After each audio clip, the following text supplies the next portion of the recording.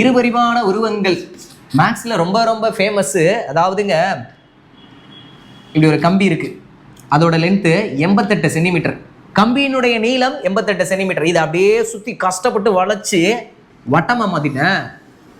88 centimetre நீளமுடைய ஒரு கம்பி வட்டமாக வளைக்கப்பட்டால், எப்படி வட்டமாக வளைக்கப்பட்டால் அந்த வட்டத்தினுடைய பரப்பளவு என்ன?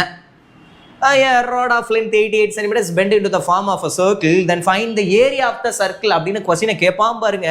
வட்டத்தின் ஏரியாவோட ஃபார்முலா என்னங்க?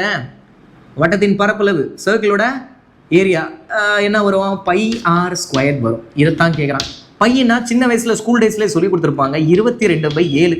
6 தெரியுமா? தெரியாது. இல்லை, 6ன்னா ஆரம், ரேடியஸ், அதை கண்டுபிடிக்கணும். ஆனால் அவங்க கொடுத்துருக்குது length.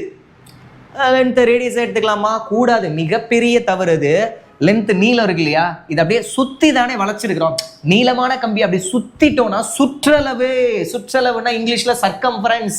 Circumference of the circle formula 2πr. அதுதான் இப்போ 88. புரியுதா? இதுல இருந்து 6 தனியாக கண்டுபிடிச்சி எடுத்துட்டு வாங்க. பையனா 22/7 × 6 ஈக்குவல் டு இந்த 88 போடுங்க. இதுல இருந்து 6 எப்படி கண்டுபிடிக்கிறது? இந்த மல்டிப்ளிகேஷன் அந்த பக்கம் போச்சுன்னா டிவிஷன் ஆயிரும், இந்த டிவிஷன் அங்கிட்டு போச்சுன்னா மல்டிப்ளிகேஷன் ஆகும். அப்போ 6 = 88 × 7 டிவைடட் பை 2 × 22. அடிச்சு விடுங்க. 1 டைம் 4 டைம் 1 2 2 2 2 × 7 14. 6 கண்டுபிடிச்சிட்டோமா? அப்படியே இங்கனக்குள்ள போடுங்கப்பா. 14 ஸ்கொயர் 2 டைம் போடுங்க. 1 டைம் 2 டைம் எல்லாத்தையும் மல்டிப்ளை பண்ணுங்க. எவ்வளோ வருது?